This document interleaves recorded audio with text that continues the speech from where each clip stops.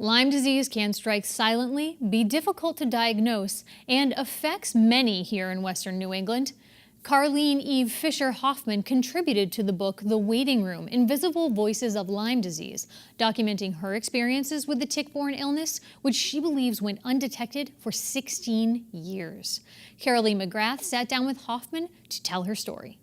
A few months ago, I was approached by a woman named Vicki Gold, who I've never met before.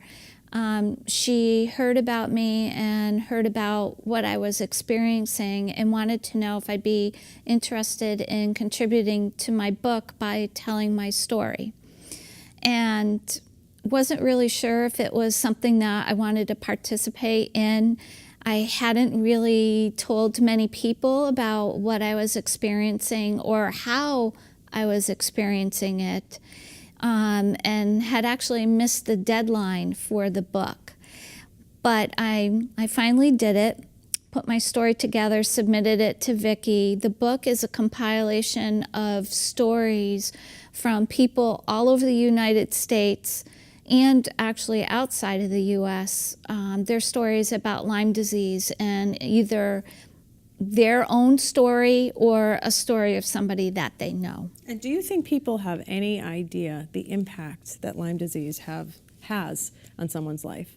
I really don't feel as though people have any idea of how that impacts the people that are suffering. And that was the main drive for me wanting to contribute to the book, because I thought to myself, one, if people in this area weren't familiar with me, or they are familiar with me but weren't familiar with with my story, this might help raise the awareness. But then the second thing would be, if somebody read my story and saw what I was experiencing, or read about what I was doing to help myself, maybe they could learn from it. Maybe they would be inspired to get help themselves. So let's talk a little bit about your story and your experience. Your Lyme disease went undetected for years. Tell us about, some of the symptoms that you were experiencing. So my major symptom that I was experiencing was fatigue. And normally when people hear about fatigue, they just think, oh, she's tired. My husband would say, why don't you go take a nap? And in my head, I was thinking, naps really aren't optional. I'm a businesswoman, I need to carry on with my day. And the fatigue just got worse and worse over time. And it got to a point where it was affecting my driving during the day. In some situations, it was affecting how I worked.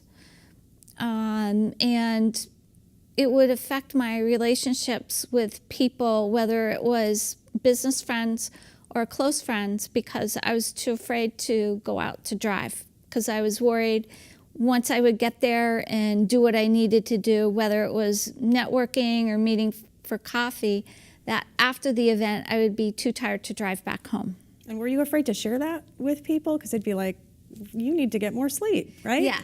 Yes, because they don't understand the depth of how tired I was.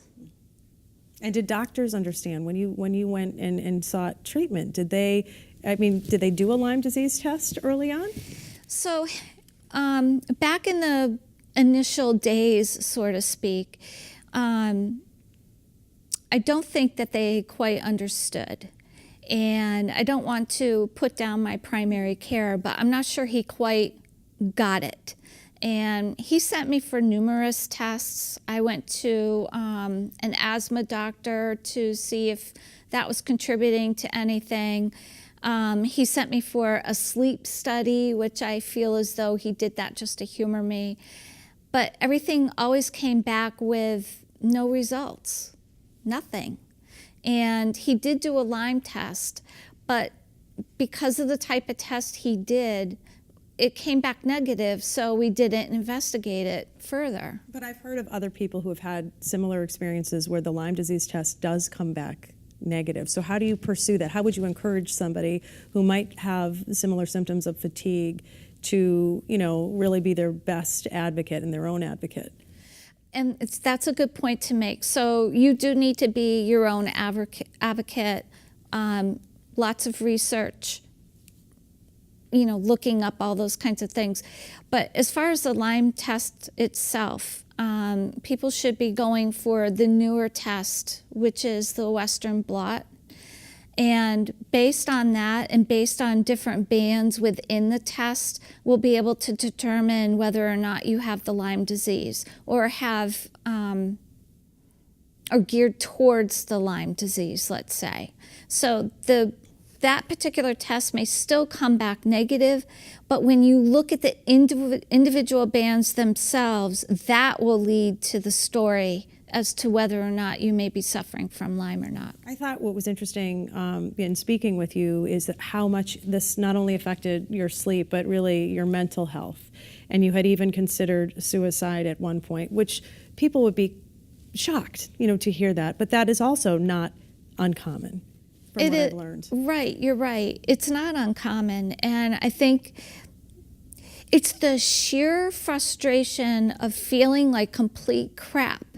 And nobody understanding how bad you really feel, and to go day after day after day and not be able to do the things that you would normally do in a day, and just sort of be crumpled into this tiny little ball now. Yeah.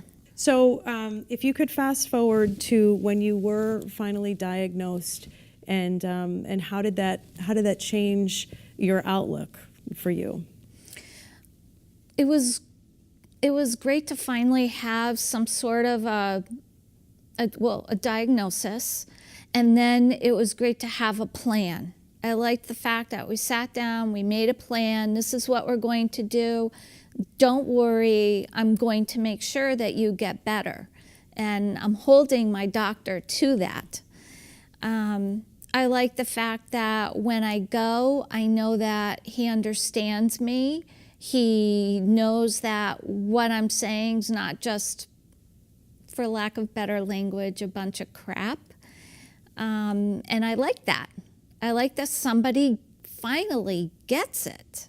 Right. And what are you hoping with this book? That obviously to raise the awareness. My hope is that through reading my story, that people will see that somebody may look good on the outside. I look pretty awesome today, don't I? You do. But you probably don't know that sitting here is causing me immense pain right now. And so you may know that somebody has Lyme disease, but you don't really know what they're going through inside. Also, maybe somebody reading my story may say, I'm experiencing those same symptoms. Maybe I should go get help. That's what I'm hoping for. Somebody will read it and say, I have that, I never got the bullseye.